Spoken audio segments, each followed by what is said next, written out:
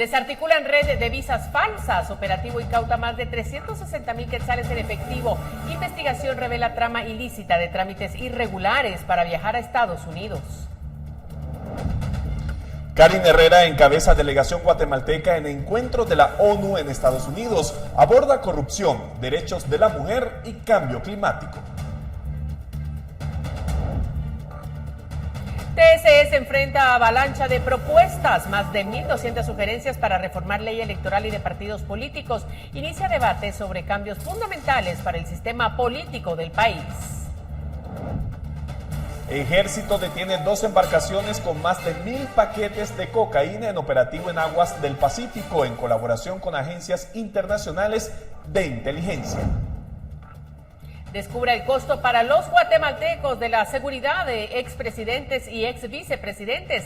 A pesar de estar fuera del poder, el Estado continúa brindándoles protección hasta su fallecimiento. No se pierda nuestro reportaje especial que explora a fondo este tema. Alerta en Haití. Unión Europea evacúa personal ante violencia y caos. Comunidad internacional se reúne en Jamaica.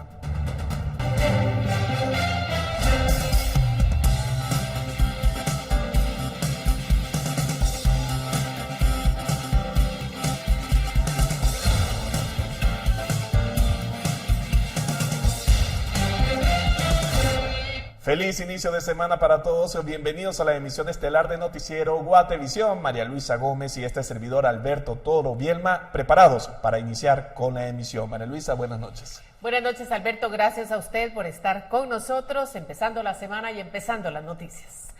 El Ministerio Público llevó a cabo una serie de allanamientos en colaboración con el Departamento de Investigaciones de Delitos Financieros y Económicos y la Embajada de Estados Unidos en Guatemala. Estas acciones tuvieron como objetivo buscar personas involucradas en la emisión de visas falsas y otros ilícitos.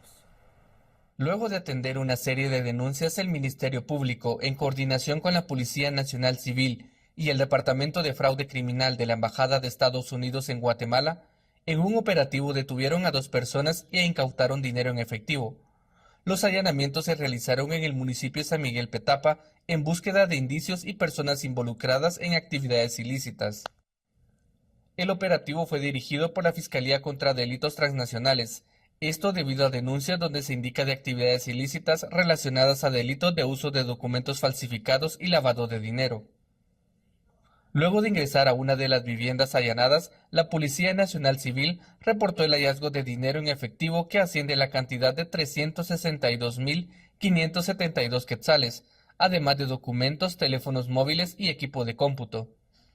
El caso es denominado como Operativo Visas 2.0 y en horas de la tarde también se reportó la captura de 2 hombres, identificados como Pedro Páez Hernández y Arcadio Jiménez Iliésar. Con información de Miguel Barrientos, reportó para Noticiero Guatevisión, Elmer Vargas. Y tenemos más información. Nuevamente las fuerzas de seguridad incautan un cargamento de droga, el cual era trasladado en lancha.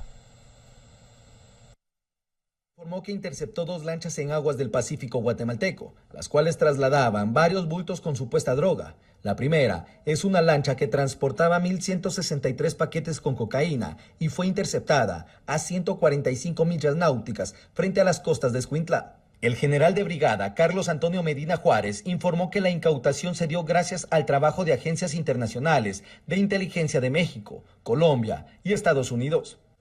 Rubén Telles, portavoz del Ejército, mencionó que la lancha atracó en el Comando Naval del Pacífico y que allí las autoridades determinarán la identidad y nacionalidad de los 3 hombres detenidos. De igual manera, está en desarrollo una tercera operación de interceptación que se dio a 400 millas náuticas de distancia de las costas del Pacífico y que dio como resultado el hundimiento de la embarcación que estaba siendo perseguida e interceptada. Se rescató, sin embargo, a 3 personas que dicen ser de nacionalidad mexicana y 8 bultos o tulas que están siendo trasladados hacia tierras guatemaltecas y que estarán atracando posiblemente durante el día martes. Continúan haciendo operaciones que buscan negar cualquier posibilidad de narcotráfico para utilizar territorio guatemalteco en los 3 ámbitos, aéreo, terrestre y naval, para el tránsito de ilícitos. Según Telles, hubo otra interceptación de una lancha, pero a 400 millas náuticas de la costa. Y durante el fin de semana se incautaron 805 paquetes con cocaína, también en las costas del Pacífico, y se capturaron a 5 hombres, 3 mexicanos y 2 ecuatorianos. Para Noticiero Guatevisión, Rubén Lacán. Y la Policía Nacional Civil rodeó las casas aledañas al vertedero de la zona 3 en busca de sicarios de la Mara Salvatrucha que habían disparado contra investigadores de la PNC. Además, durante uno de los tiroteos, un adolescente de 15 años perdió la vida. Agentes de la Policía Nacional Civil rodearon las viviendas aledañas al relleno sanitario de la zona 3 capitalina y buscan a miembros de la Mara Salvatrucha y Barrio 18 involucrados en 3 ataques armados. Entre las víctimas están 3 menores de edad y 2 investigadores de la PNC. De acuerdo con los informes de la policía, se está a la espera de poder ejecutar 22 allanamientos en busca de indicios que les ayude a fortalecer las investigaciones de los ataques armados sobre la 30 y 29 calle de la zona 3. Agregaron que están a la espera de que el juzgado de diligencias urgentes les autorice realizar las diligencias para poder ingresar a las viviendas. Las primeras pesquisas dan cuenta que el ataque contra los menores de edad es por una supuesta guerra entre miembros de la Mara Salvatrucha y Barrio 18. El viernes 8 de marzo, un hombre fue asesinado dentro de un carro sobre la 29 calle de la zona 3. El sábado, 3 adolescentes caminaban sobre la 30 calle de esa misma zona, cuando unos sujetos los interceptaron y les dispararon. 2 de los menores de edad fueron trasladados al Hospital San Juan de Dios, lugar donde continúan recibiendo atención médica. El tercer adolescente fue llevado al Hospital Roosevelt, pero murió a su ingreso y este lunes fue sepultado por su familia y amigos. Tras el tiroteo, los agentes de la PNC y fiscales del Ministerio Público no pudieron procesar la escena del crimen, ya que los pobladores del sector lo impidieron. El domingo por la mañana, los investigadores de la PNC llegaron al lugar para iniciar a esclarecer el ataque contra los menores de edad, pero les dispararon desde el techo de una casa. Ambos agentes resultaron heridos y su estado de salud es estable según las autoridades de la policía. Con imágenes de Michelle Velázquez, para Noticiero Guatevisión, Rubén Lacán. Y el juzgado de extinción de dominio resolvió este día quitarle al ex alcalde de Zacapa, Arnoldo Vargas Estrada, la cantidad de 286,000 quetzales y $800 para que estos pasen a favor del Estado de Guatemala. La audiencia se desarrolló por videoconferencia y estuvo a cargo de la jueza Ana Isabel Guerra, quien resolvió dar con lugar la petición planteada por la Fiscalía de Extinción de Dominio del Ministerio Público. El dinero mencionado fue incautado durante un operativo realizado en el departamento de Zacapa el 18 de noviembre de 2021 como parte de la búsqueda de indicios relacionados con el narcotráfico. Vargas fue extraditado hacia Estados Unidos en 1992 y se convirtió en el primer político sentenciado por una corte norteamericana. Regresó a Guatemala en 2017 luego de cumplir una pena de 25 años tras las rejas. Bueno, en más noticias, una persona involucrada en el caso Van Trapp se declaró culpable ante el tribunal y recibió una condena de 8 años de prisión que pueden conmutarse. La procesada se benefició con penas menores al someterse al procedimiento especial de aceptación de cargos. Karen Yesenia Flores Paz, una abogada implicada en el caso de lavado de dinero en la entidad bancaria Banco de los Trabajadores, ocurrido en 2016, se declaró culpable tras someterse al procedimiento especial de aceptación de cargos. La abogada declaró ante el Tribunal de Mayor Riesgo B y detalló de cómo Vinicio Alejandro Rodríguez Barrientos, entonces director del grupo, se había aprovechado de su confianza para elaborar actas que sirvieron para la constitución de varias empresas. El tribunal dictó su fallo luego de deliberar sobre los argumentos del Ministerio Público, el banco como querellante en el caso y de la Procuraduría General de la Nación. Por lo que se le impone la pena de 6 años de prisión inconmutables por cada delito, penas que se reducen en una tercera parte por haber aceptado los cargos respectivos. En consecuencia, la pena con el beneficio otorgada corresponde a 4 años de prisión conmutables a razón de 5 quetzales diarios por el delito de asociación ilícita y 4 años de prisión conmutables a razón de 5 quetzales diarios por el delito de lavado de dinero u otros activos, y la multa de 200,000 quetzales rebajada en una tercera parte que hacen un total de 133,333 quetzales. La sentenciada Karen Yesenia Flores Paz deberá hacer efectiva las cantidades ya relacionadas en concepto de conmuta de la pena impuesta y multa dentro de los 3 días de quedar firme el presente fallo. Caso contrario, deberá cumplir la pena impuesta en el centro penitenciario que el juzgado de ejecución designe. También resolvió que la abogada deberá pagar el monto de 3.170 quetzales por concepto de reparación digna, el pago de 10.153 quetzales a nombre de un hogar de ancianos y el pago de 250.000 quetzales a favor del Banco de los Trabajadores. Con imágenes de Carlos Hernández, reportó para Noticiero Guatevisión, Elmer Vargas. Y vean esto, en menos de 48 horas, ladrones ingresaron 3 veces a una escuela para robar electrodomésticos y víveres que serían entregados a los alumnos y útiles escolares. En menos de un mes han saqueado en 8 ocasiones la escuela Pedro de Betancur en la zona 3 capitalina. Según los docentes, las pérdidas ascienden a 100.000 quetzales por el robo de mobiliario, valijas didácticas, artículos para los 600 alumnos y dinero en efectivo. Las últimas 3 veces que los delincuentes han ingresado al establecimiento público ocurrieron durante el fin de semana. En menos de 2 días se robaron 16 bolsas con víveres que eran para los alumnos, un horno microondas, utensilios de cocina y útiles escolares. Las directoras de la escuela donde imparten clases en las jornadas matutina, vespertina y nocturna informaron que a pesar de los reportes que han hecho al Ministerio de Educación, no han contestado a sus demandas. Además, dijeron que están analizando suspender clases ante el silencio de las autoridades. Estamos las 3 directoras reunidas el día de hoy. Si realmente el Ministerio de Educación no toma medidas, nosotros vamos a tomar medidas de hecho, que vamos a suspender clases, tanto la mañana, la tarde y la noche, porque para que nos escuchen, pues porque ya 8 veces en términos de ni de un mes, se han entrado esos ladrones, pues. Las profesoras mencionaron que tienen miedo de trabajar en el sector ante el aumento de robos.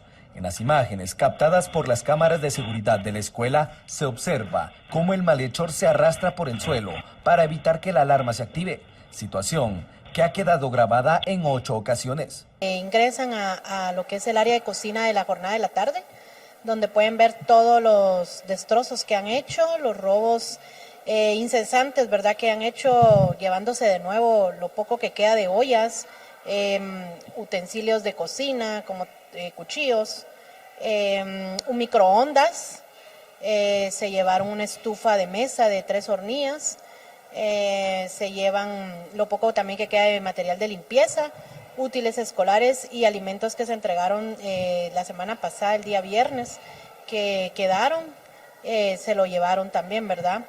Los padres de familia y maestros indicaron que la escuela necesita ser remozada para evitar más saqueos.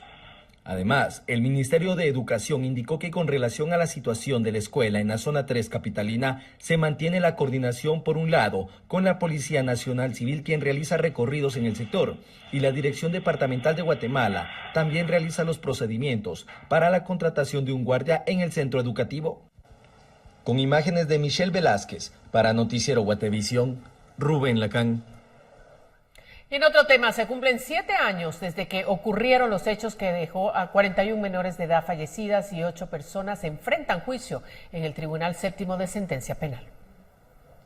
El pasado 8 de marzo se cumplieron 7 años desde que ocurrió la tragedia en el Hogar Seguro Virgen de la Asunción, que dejó a 41 menores de edad fallecidas y 15 más resultaron con heridas de consideración. En la audiencia de este día, peritos del INASIF relataron la forma en que se encontraban los cadáveres de las menores luego del incendio. ¿Cuál gran cantidad de bacterias entraron en su sistema? Sí hay una correlación entre las quemaduras y la presencia de sepsis. Además, se reprodujeron videos en la audiencia de este día. Como parte del proceso, la Sala Tercera de Apelaciones rechazó provisionalmente un amparo presentado por abogados de la defensa de Anaí Keller, exsecretaria de Protección y Acogimiento de la Secretaría de Bienestar Social. Keller buscaba ser apartada del juicio. Luego de la presentación de videos como parte de las pruebas, la jueza decidió continuar con el debate el próximo 18 de abril y se espera que siga la comparecencia de peritos. Con imágenes de Carlos Hernández, reportó para Noticiero Guatevisión, Elmer Vargas. Salud desestima estado de calamidad para crisis hospitalaria. Autoridades cuestionan viabilidad legal y sugieren alternativas de solución. Más detalles al regresar de la pausa.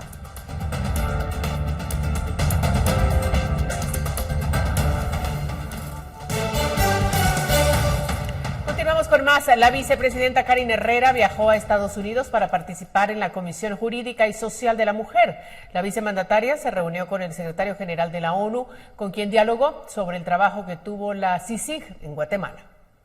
La comisión organizada por las Naciones Unidas se llevará a cabo del 11 al 13 de marzo en Nueva York, Estados Unidos. La vicepresidenta Herrera tendrá varias intervenciones y reuniones de trabajo, entre las que destaca un encuentro con el secretario general de las Naciones Unidas, Antonio Guterres. Durante el diálogo se abordaron temas de gobernabilidad, desarrollo económico y social, democracia, defensa de los derechos humanos, migración, turismo, cooperación y cuidado del medio ambiente en la región. Según el reporte de prensa de la vicepresidencia, el secretario general de la ONU expresó su compromiso con la defensa de la democracia y resaltó el trabajo que tuvo la antigua Comisión Internacional contra la Impunidad en Guatemala, CICIG, en la lucha contra la corrupción y la consolidación de la justicia en el país desde su perspectiva. La CICIG estuvo instalada en Guatemala desde 2006 hasta que el expresidente Jimmy Morales decidió no renovar su mandato en 2019. Su objetivo era apoyar al Ministerio Público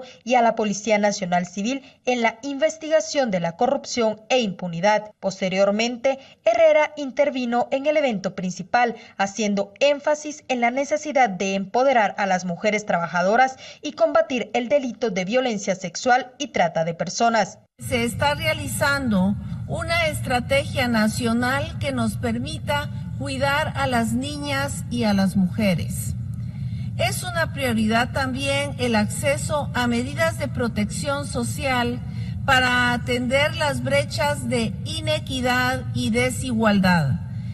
Hemos localizado, por medio de una encuesta nacional de calidad y bienestar de los hogares, las áreas del país donde se encuentran las niñas y mujeres más vulnerables. En la agenda de este lunes también se discutieron temas relacionados con los efectos del cambio climático y estrategias para contrarrestarlos. Para Noticiero Guatevisión, reportó Leslie Sánchez. Y más de 1.200 propuestas fueron recibidas por el Tribunal Supremo Electoral para reformar la ley electoral y de partidos políticos. Las recomendaciones comenzaron a ser discutidas desde este lunes. Durante esta y la próxima semana se desarrollarán las reuniones de la Comisión de Actualización y Modernización Electoral CAME para discutir las propuestas de reformas a la ley electoral y de partidos políticos planteadas por organizaciones de la sociedad civil, la academia y organizaciones políticas. En total, el TSE recibió 1.256 propuestas. En su mayoría, proponen cambios para la aplicación de listas abiertas, financiamiento electoral y alternancia en el poder. Para este procedimiento también participan algunos exdiputados que fueron convocados como asesores. Se trata de la exparlamentaria Ninette Montenegro, que figuró en el extinto partido Encuentro por Guatemala, y el exdiputado Roberto Villate, del antiguo Partido Líder. Adjudicar los cargos de elección popular, entre otros, y también la justicia electoral. También el tema de la unidad de medios que compete a ustedes, que también está pues de alguna manera lastimado en la elección 2019-2023 y deviene también de las reformas del 2016, donde algunas organizaciones políticas también necesitan pues hacer sus propuestas y ahora recordémonos que no hay una legitimidad o en el concepto o definición de lo que es propaganda o campaña electoral anticipada. El Partido Cambio propuso reformar el procedimiento de elección de gobernador departamental. Según su secretario general, se debe elegir a través de papeletas el día de las elecciones generales y no mediante la designación directa del presidente de la República. Lo que hace es la descentralización de poderes, que es súper importante, y que realmente un gobernador que sea electo por el pueblo pueda velar por su pueblo. Recordemos que el gobernador nada más y nada menos que aparte de todas las funciones que tiene como representante de muchas organizaciones, también es el que mira el Consejo de Desarrollo. Mientras que el partido Comunidad Elefante busca la creación de un tribunal dedicado exclusivamente a temas electorales para evitar la judicialización de las elecciones, como sucedió en los comicios anteriores. El Tribunal Supremo Electoral tenga dentro del sistema de justicia un tribunal especializado en temas electorales. Porque si no, permitimos la intromisión de otros poderes del Estado dentro de una institución que se supone que es suprema. Y eso no puede ser. Al finalizar los análisis, se condensará una sola propuesta para ser presentada ante el Pleno del Congreso. Con imágenes de Byron Baiza para Noticiero Guatevisión, reportó Leslie Sánchez. La presentación de un informe sobre la desnutrición crónica en Quiché por parte de la CESAN generó controversia, ya que los alcaldes señalaban que los datos no reflejaban la realidad de los municipios. En una reunión de CODE, la representante de la Secretaría de Seguridad Alimentaria y Nutricional del departamento presentó un informe de la situación de la desnutrición crónica en Quiché. Explicó que Chajul es el municipio con mayor desnutrición crónica, con un 72%, mientras que Anilla y Pachalún registraban los índices más bajos de ese problema. Esto motivó la molestia de los alcaldes, quienes aseguraban que esos datos no reflejaban la realidad, porque en varias comunidades de sus municipios la situación era complicada con la desnutrición crónica. En mi municipio se ve que no hay desnutrición. Ahorita mismo llamé al centro de salud y dicen ellos que estamos totalmente copados en esa desnutrición. Ya me dan las comunidades ahí. Hay una comunidad que se llama San José Boom. Hay comunidades en el área de Ciprés que realmente es penoso cuando miramos estos datos estadísticos y cuando vamos a caminar en el campo, eso reporta. La representante de la CESAN expresó que esos datos eran del año 2015, sin conocerse qué ha pasado con la desnutrición en los últimos 9 años en Quiché. Es que este dato se sacó de una muestra en el 2015. Yo creo que todos hemos escuchado del censo escolar 2015 que se realizó con niños en edad escolar menores de 9 años. Para Noticiero Guatevisión reportó Héctor Cordero. Y hablando del sector salud, la escasez de medicamentos en el Hospital General sigue siendo un problema persistente. Sin embargo, este día el Ministerio de Salud transfirió 27 millones de quetzales para saldar la deuda pendiente con los proveedores, lo que se espera ayude a resolver el problema de la falta de insumos. Desde el 18 de febrero a la fecha, el Hospital General San Juan de Dios ha enfrentado una crisis por el desabastecimiento de medicamentos. Actualmente se encuentran varios hospitales a nivel nacional haciendo préstamos de aquellos insumos necesarios para que no se detenga la atención o el que los médicos no se vean obligados a tener que estar solicitando dichos insumos a los familiares de aquellos pacientes e incluso a estar tratando de conseguir muestras médicas. Según ha señalado la directora del centro asistencial, este lunes el Ministerio de Salud realizó también el traslado de al menos 27 millones de quetzales para pagar la deuda de arrastre que se tiene del año anterior y que lleva a cada uno de los proveedores a negarse a continuar despachando más insumos que los mantienen en dicha crisis. Para el día de hoy estamos bien, gracias a los préstamos que nos han dado los distintos hospitales de la red nacional. No tuvimos necesidad de hacer ningún traslado este fin de semana. Solucionamos los casos de los pacientes que tuvimos en emergencia. Hemos agilizado algunos egresos de pacientes de los distintos encamamientos. Tenemos el día de hoy, el Ministerio nos da la cuota de 27 millones de quetzales para empezar a pagar los compromisos adquiridos del año anterior para que esto nos pueda favorecer la adquisición de nuevos insumos y mejorar el abastecimiento. ¿Tienen alguna fecha, doctora, en la que ya puedan empezar a entrar estos nuevos insumos al centro asistencial? Esperamos que si en esta semana estamos ya abonando, pues los proveedores también nos puedan apoyar y que también inicien los ingresos. El gobierno de Alejandro Yamatei dejó una deuda de arrastre en el Hospital General San Juan de Dios de 250 millones de quetzales. Hasta ahora se han abonado ya varios millones y se espera que con estos 27 millones se logre tener más medicamentos. Sin embargo, esto ha llevado a que se prolongue la crisis. El director anterior del centro asistencial no informó que los proveedores dejaron de suministrar insumos. Hasta el 5 de marzo, el hospital ya había ejecutado más del 94.5% del presupuesto asignado para 2024.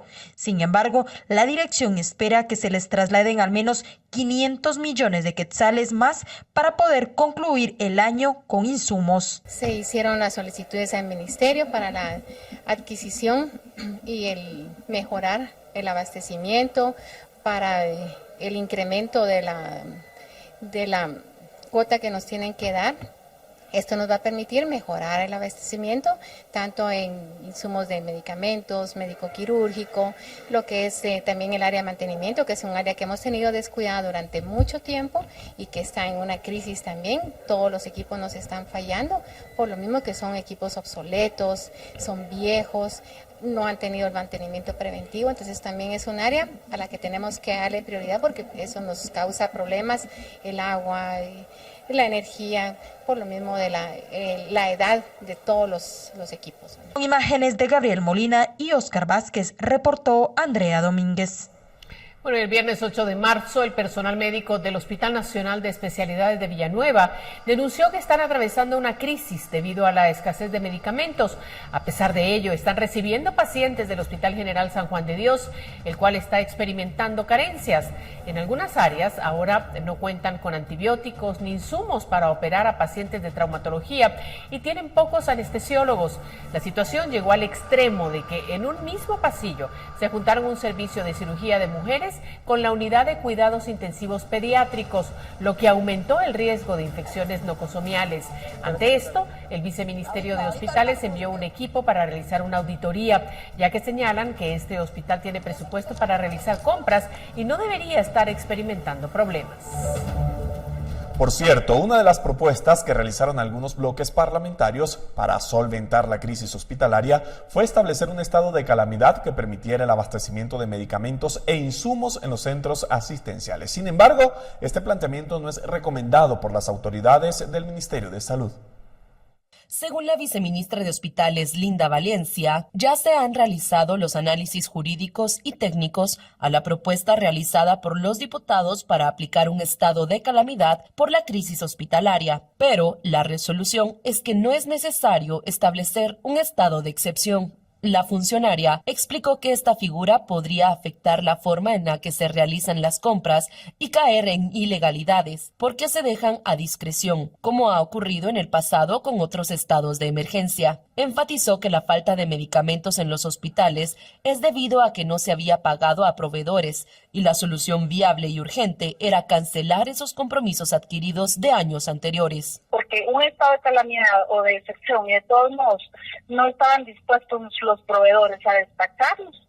Entonces, lo único que llevábamos a esto es dejar que se compre a discrecionalidad, y ahí es donde se da lugar a la corrupción, ¿verdad? Que es lo que ha pasado y todos como pueblo lo hemos vivido en momentos anteriores. Entonces nosotros estamos haciendo un trabajo técnico de solucionar lo más pronto posible. Además, explicó que la forma en la que se compran insumos y medicamentos es otro de los problemas, porque se adquieren a través de un sistema que funciona para otro tipo de contrataciones del Estado como infraestructura, pero no para la adquisición de insumos médicos. Ante ello, se analiza a mediano plazo plantear alguna propuesta de reforma. Agregó que de los 19 hospitales que se encontraron en crisis al asumir el cargo, el 70% han salido del estado de alerta roja, pero aún hay un 30% de centros que se encuentran en niveles bajos de abastecimiento. Para Noticiero Guatevisión, reportó Leslie Sánchez. El Hospital General San Juan de Dios está llevando a cabo cambios en la dirección y la gestión administrativa del centro médico, con el objetivo de disminuir el hacinamiento entre las áreas de emergencia y las de consulta para pacientes. Con el objetivo de poder tener también un desfogue en las diferentes áreas, principalmente en oncología, la dirección de este centro asistencial ha comenzado también a realizar readecuaciones en las áreas administrativas con el objetivo de liberar espacios que sirvan para la atención principalmente de los pacientes. Este nuevo equipo de administración ha decidido liberar algunas áreas administrativas donde estábamos muy holgados, como las áreas de las subdirecciones, la dirección, para espacios más pequeños en el 7º nivel, y así podemos dejar las áreas administrativas libres para poder ser usadas también para áreas de consulta y poder ofrecer una mejor atención a nuestros pacientes. Las áreas de la dirección y subdirecciones que ocupaban un piso se remodelaron durante la administración de Gerardo Hernández y siguieron durante la de José Miguel Alfaro. Sin embargo, los pacientes dentro del hospital están hacinados.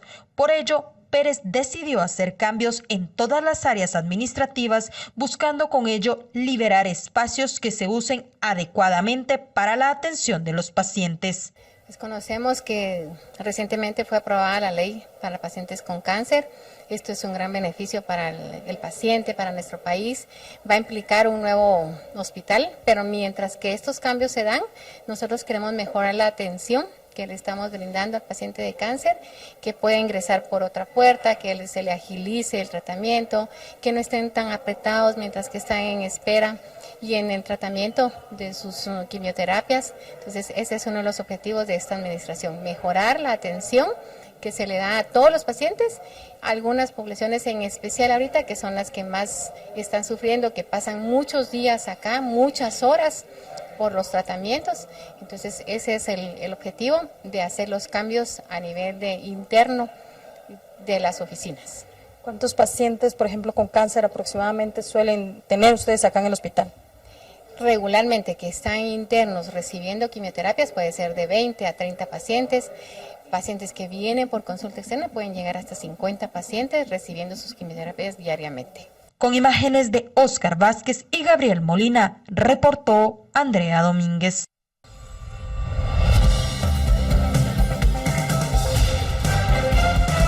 4003-3859, el número del servicio de Guate Reporta. Por aquí nos llega mucha información. El reporte de hoy es de Huehuetenango, donde nos enviaron imágenes que muestran a un bebé gateando en una de las calles de la zona 2. La información indica que el bebé se encontraba en medio de la carretera y no había ningún adulto alrededor.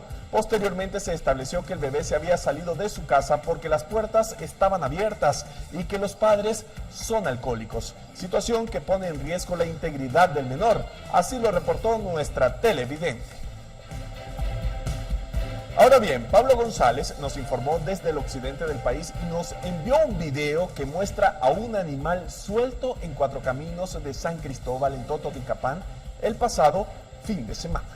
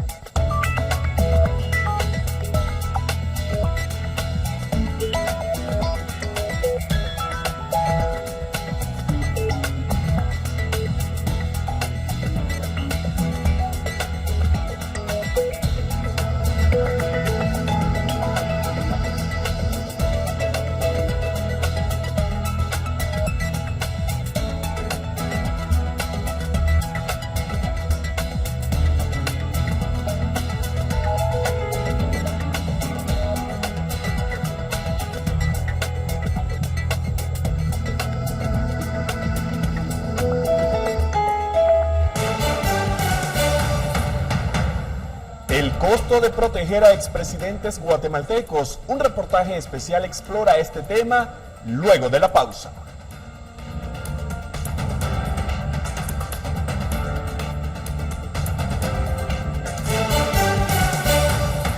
Continuamos.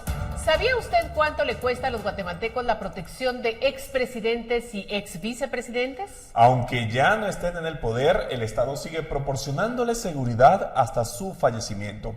En nuestro reportaje especial vamos a profundizar más acerca de este tema.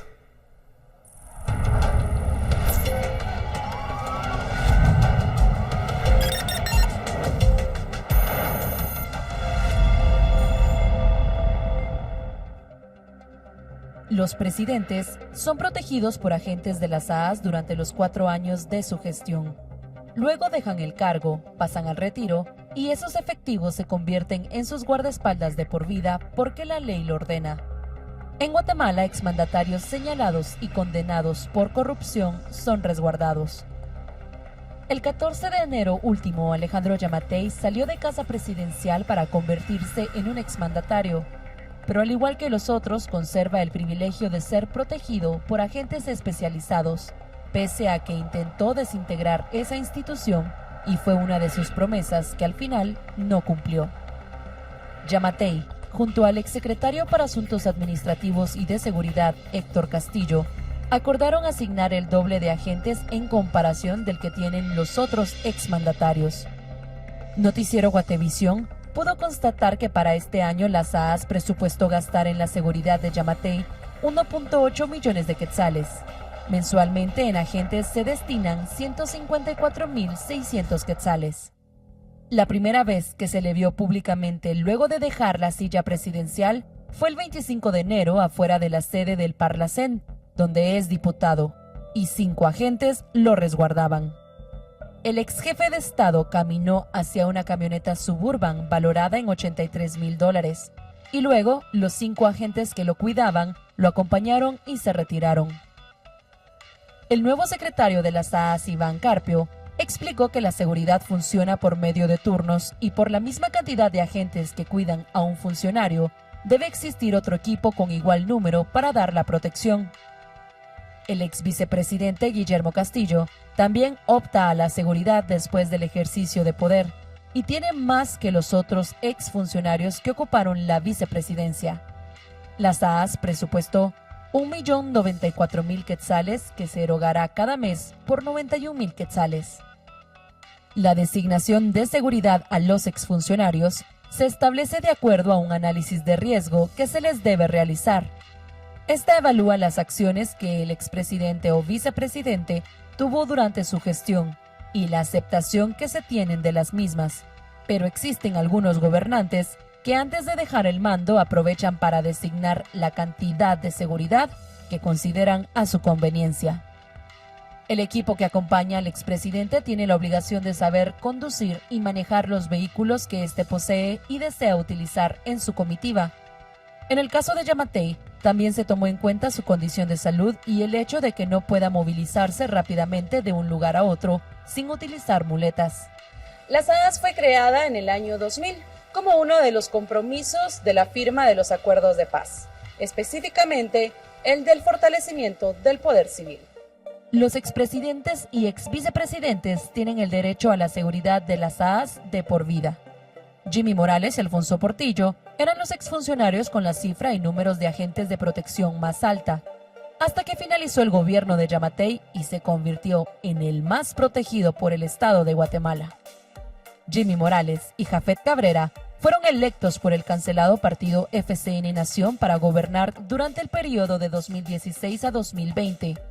En la protección de Morales, la SAAS gasta 998.328 quetzales anuales y por Cabrera, 659.462 quetzales. Morales mantiene el resguardo, no logró curul en el Congreso y el partido que lo llevó a la presidencia ha sido anulado por no reunir los votos necesarios en las pasadas elecciones. Anteriormente a ellos gobernó Alejandro Maldonado Aguirre, quien fue investido por el Congreso para terminar el periodo de Otto Pérez Molina, quien fue enjuiciado por varios casos de corrupción. Maldonado fue presidente únicamente durante 4 meses y eso le bastó para obtener el beneficio de seguridad pagada por el Estado para toda su vida. En él se gasta cada año 631.672 quetzales.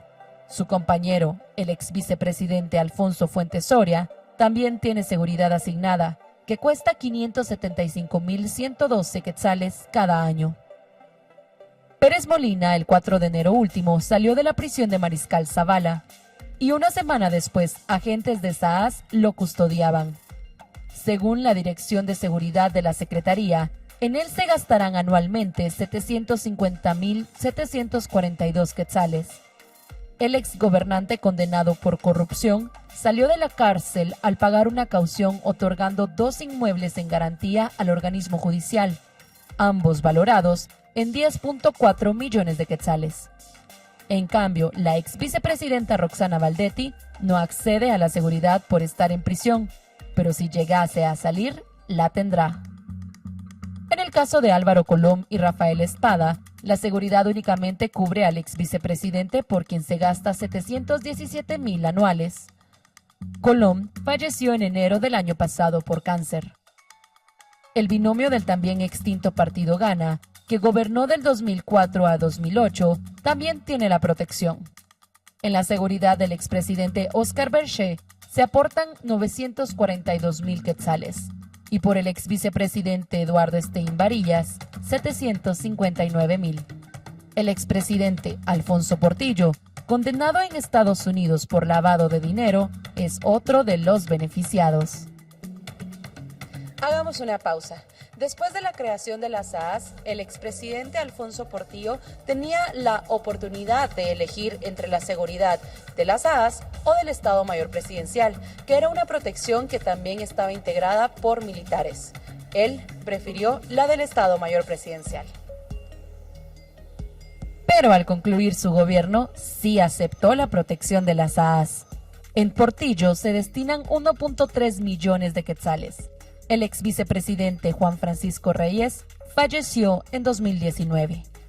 El exmandatario Álvaro Arzú falleció en 2018, pero quien fue su ex vicepresidente, Luis Alberto Flores Asturias, en la actualidad goza de seguridad y al Estado de Guatemala le cuesta 604,000 quetzales anuales. El expresidente Serrano Elías y el ex vicepresidente Gustavo Adolfo Espina, en un golpe de Estado en 1993, dejaron el cargo. Serrano Elías es asilado político en Panamá y no cuenta con seguridad del Estado de Guatemala. Pero en el caso de Espina Salguero, Guatemala le ofrece protección que cuesta anualmente 505,000 quetzales. El ex vicepresidente golpista enfrenta un caso de corrupción. Derivado del golpe de Estado, Ramiro de León Carpio fue designado por el Congreso como presidente, junto a Arturo Gerbrujer Asturias como vicepresidente, ambos ya fallecidos. Ellos gobernaron del año 1993 al 1996. Y por último, el primer presidente de la era democrática que gobernó de 1986 a 1991, Marco Vinicio Cerezo, a sus 81 años, cuenta con seguridad de las SAAS, según la información oficial. Por él, se deroga anualmente 801,584 quetzales para su protección. Roberto Carpio Nicol, quien fue su vicepresidente, falleció en 2022. En Guatemala, un atentado evidente en contra de un jefe de Estado no ocurre desde hace 67 años. El 27 de julio de 1957 fue asesinado el presidente Carlos Castillo Armas. Él fue atacado en los corredores de Casa Presidencial por un soldado. En la era democrática, en cambio, solo Arzú tuvo un incidente en el que fue ultimado una persona que habría intentado agredirlo. El actual secretario de las SAAS explicó que la cantidad de seguridad que se le asigna a cada exfuncionario no tiene que ver con la antigüedad, y si ellos lo desean, pueden renunciar a la protección. Al hacer un recuento, podemos decir que este año se gastarán 11.9 millones de quetzales en proteger a los exgobernantes. Una de las propuestas que tiene el nuevo gobierno es reformar la ley orgánica de las SAAS, y con ello se podría disminuir la cantidad de agentes que tienen asignados los expresidentes y exvicepresidentes.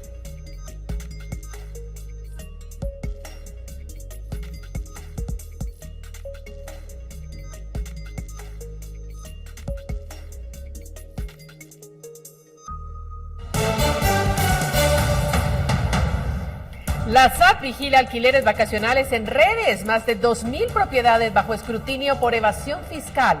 A regresar, le ampliamos.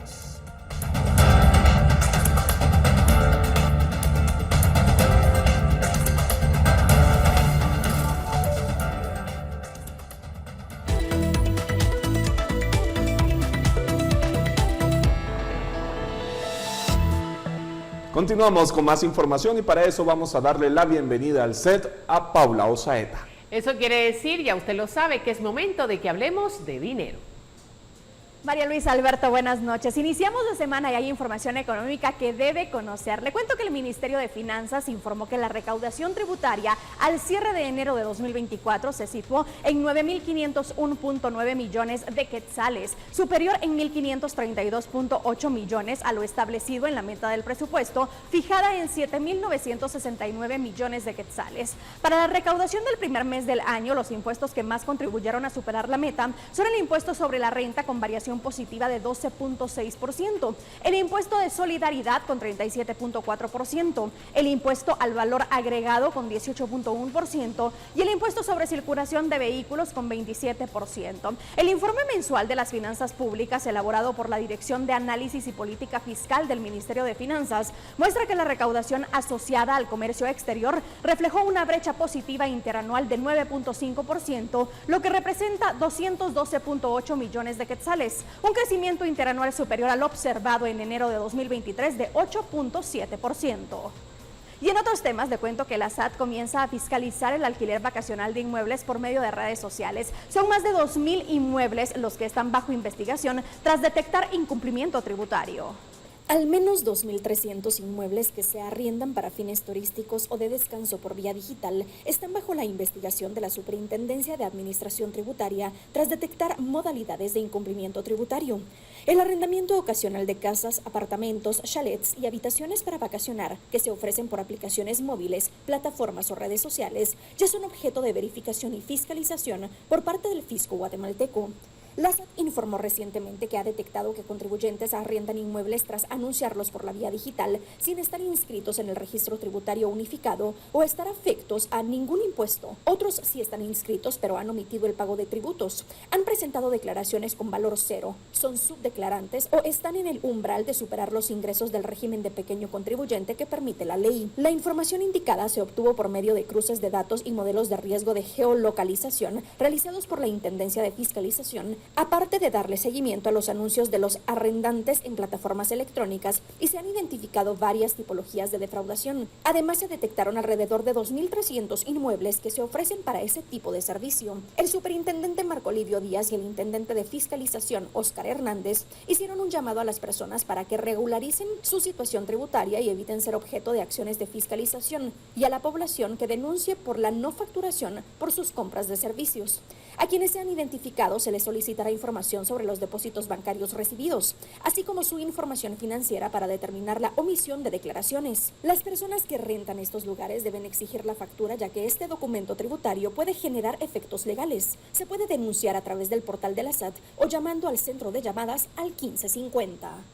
Y hoy le diré las mejores 5 preguntas que le puede hacer a un potencial empleado en una entrevista de trabajo. Sus respuestas pueden ser reveladoras. La primera debe ser: ¿puede contarme sobre algún momento en el que su lugar de trabajo tenía una gran cultura? ¿Qué hizo la dirección para fomentarla? Ahora cuénteme sobre algún momento en el que el lugar de trabajo era tóxico. ¿Qué cree que hizo mal la dirección? Otra pregunta debería ser: ¿cómo le gusta ser gestionado? Describa al gerente ideal para su personalidad. Algo que es importante es saber si tuviera que opinar sobre sus desafíos, en qué áreas le gustaría trabajar para mejorar. Pida también que le cuente sobre un conflicto que enfrentó en el trabajo y cómo lo resolvió. Y por último, pero no menos importante, ¿por qué quiere trabajar para esa empresa? Son preguntas no tan complicadas, pero con las respuestas usted podrá saber si es esa persona la que está buscando. Hasta mañana. Buenas noches para ti también, Paula, y nosotros continuamos hablando de dinero, pero en esta oportunidad del desarrollo del país. Y es que hoy hay una nueva emisión de Guatemala No Se Detiene, por eso acá en el set de Noticiero Guatevisión, Jimena Santiago, para contarnos qué veremos esta noche en Guatemala No Se Detiene. Jimena, bienvenida, muy buenas noches. Muchísimas gracias, buenas noches. Bueno, antes de hablarles sobre el tema, vamos a prestar atención a lo que les voy a compartir. Imaginen un país en el que los procesos de trámite son lentos, llevan mucho papeleo, largas colas y ruidos molestos. Bueno, ahora imaginen otro muy distinto en el que todo se realiza muy rápido, que se puede hacer desde casa o desde la oficina y de manera digital. ¿Cuál de estas realidades cree que se acerca más a Guatemala? Bueno, definitivamente... El complejo. La difícil. Así es, lamentablemente la primera. Y eso es lo que vamos a hablar esta noche. Vamos a ver la importancia de convertir a Guatemala en un país digital, como en el segundo ejemplo que les mencionaba, un reto que empieza justamente desde la formación de los estudiantes en sus diferentes etapas, así como en el trabajo necesitamos a gente capacitada para dar todos estos servicios, y también el tema de la modernización de las entidades de gobierno y sus procesos de trámites, que hasta hoy muchos de ellos, como lo decíamos al inicio, se hacen de forma presencial. A mí algo que me llamó mucho la atención, Jimena, en el programa, yo sé, hablamos del tema educativo, lo acaba de mencionar Jimena. ¿Estamos preparando realmente, formando profesionales listos para afrontar estas dinámicas? Bueno, esto es una pregunta que justamente le fuimos a hacer a varias personas que vamos a desarrollar en todo el programa de Guatemala No Se Detiene, pero les puedo adelantar que existe una brecha muy grande con otros países donde ya se están formando a los próximos profesionales que en un futuro van a ocupar justamente estos puestos de trabajo modernos que son de suma importancia.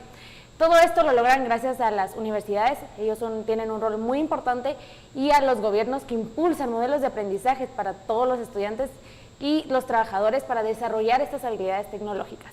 Y hablando de este tema de educación, ¿qué habilidades pudiste encontrar y que deben ser impulsadas en cada universidad del país? Para eso les tenemos un segmento en el que fuimos a universidades de la capital y les hicimos justamente esta pregunta y otras más a estudiantes de la Facultad de Ingeniería, en el micrófono abierto justamente, que no puede faltar en Guatemala No Se Detiene, y logramos conocer que la programación es de estas habilidades muy importantes que no lo veíamos, no lo esperábamos, la verdad.